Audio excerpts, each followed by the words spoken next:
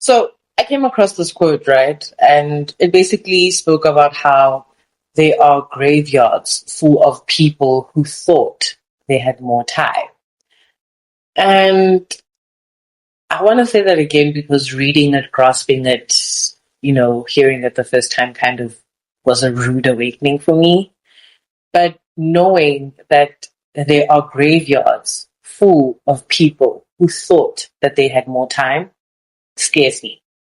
I don't know about you guys, but that scares me because those people who thought they had more time no longer on earth with us, like literally no longer here with us. And that's scary for me as a person growing as a young adult in the world, where society and the world and the narrative of your 20s are you have this unlimited time to figure it out and this unlimited time to, see what your 20s look like and what life is about. And they're not wrong. There's so much to explore about your 20s and making mistakes and learning from those mistakes and taking leaps into new directions, doing different things because the 20s are for that. Experimenting, making use of this time to experiment and to, put your foot and dip your feet and fingers into so many different things. But a part of me does feel like, there's so much of that time that's also being wasted because there's been so many times where I was like, I'll wait to do this when I feel confident, when I feel like my imposter syndrome is not there anymore. When I get the money, I'll do it. When I feel motivated, I'll do it. When I quit the job, I'll finally do it. And yet, so many ebbs and flows in life happen, and we don't do the things that we say we want to do, And it's such a awakening, like I said. It's an awakening of how life is with its ebbs and flows, and also just how there are different nuances that being go on and explore your 20s and have fun, and the other part being you don't know what your timeline looks like and you don't know how much time you have, And it's scary because I even have peers now that were my age, have passed on, and peers and people that I thought they would like you just like people that die, you just like, why are you dying? Like but I'm not trying to be dark about it. The idea I'm trying to get across is I'll never be in my 20s again. And I'll never get this time back. And I've used it sometimes regretting how much time I've wasted being an imposter or feeling like an imposter, feeling like I don't belong, planting this doubt in myself sometimes, building a shelter around my pain, just playing on with the fact that, yes, I have time, but also I feel like there's so many opportunities I've missed out on. And that's where the regret comes in because I was waiting for the right time, And now I am about 2 months away from turning 30. I will never be in my 20s again. And I don't want to live in regret. I don't want to live in coulda, woulda, shoulda, because a lot of the times it was sometimes justified, sometimes it was just out of survival that I chose to delay those things. But what I'm realizing right now is that time is going. I don't want to miss out on my life, first of all. I don't want to miss out on being whimsical. I don't want to miss out on being human, or just being, and also just operating in my gift and in my power, the gift and the power that God has given me. I go by the name of Poko. You can call me Poko Rams, and I'm your dark skin girl with a motive.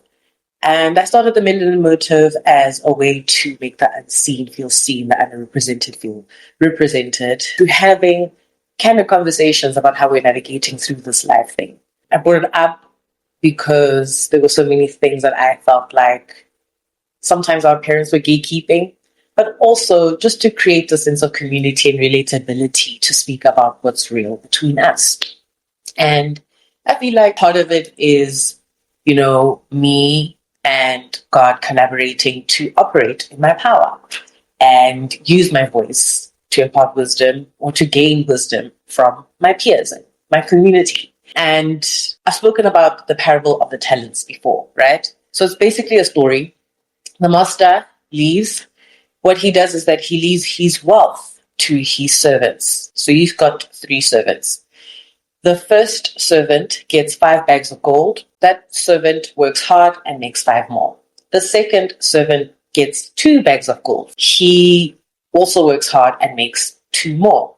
The third servant, however, got 1 bag and hid that bag for the sake of fear that he might not make more. And when the master returned from his trip to see what his servants had done with the wealth that he had given them, the 2 servants had obviously extended that wealth, and he was proud. And he scolds the third worker for doing nothing with the wealth that he had given to him. And so what the master does is that master takes his wealth from the third servant that did nothing with it and gives it to the other servants because they extended and multiplied what they were given. And essentially, the parable of the talents, the story of the talents, you equate the money and the wealth that the master has given to you as a talent that God has given to you, right? That talent is your special skill. He expects you to take responsibility of this talent, nurture it, grow with it, and impart what you can with your gift. If you are good at making music, make music. If you are good at using your hands to build things, use your hands to build things. The story of the parable will always convict me because it reminds me how much God can give us our gifts, but also how much God can take it away because we are not using them. And I don't want to continue my 20s, because I'm still in my 20s, not operating in the gift, not using the gift that God has given me. It's a special talent, it's a special skill and time that God gives us. We shouldn't be like the third worker where we are so scared and we hide this talent. And I feel like I've done that. I've hidden the talent because I'm scared that it won't grow, it won't blossom, you know? And the idea is to keep coming to it, to keep watering it so that it can grow. It is really more about how I use this gift, and that is using my voice. And so I don't want to be disobedient by not continuing to do that. I love speaking to people. I love individualizing people, making people feel seen, because I know that those are spaces that I would have wanted to be in. And I don't want to continue to not use that skill and that talent on a broader scale.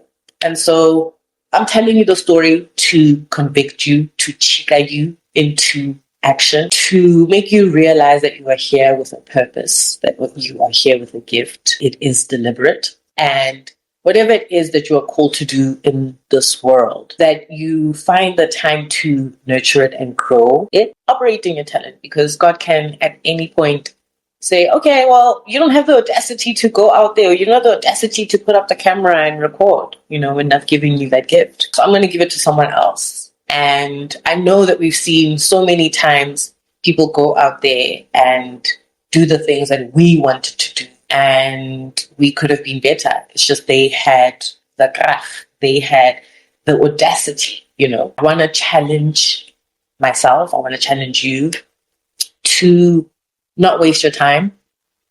We have this idea that we've got a lot of time. We do, but we don't. Use your time wisely. Understand the patterns that are happening in your life and what you are meant to learn in this season. I know that I'm learning as I go.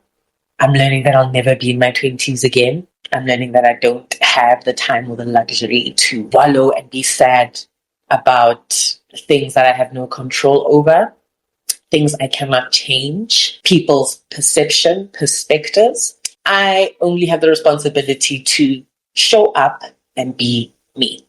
And that is Poko Rams, your dark skin girl with a motive. And my motive is to be happy.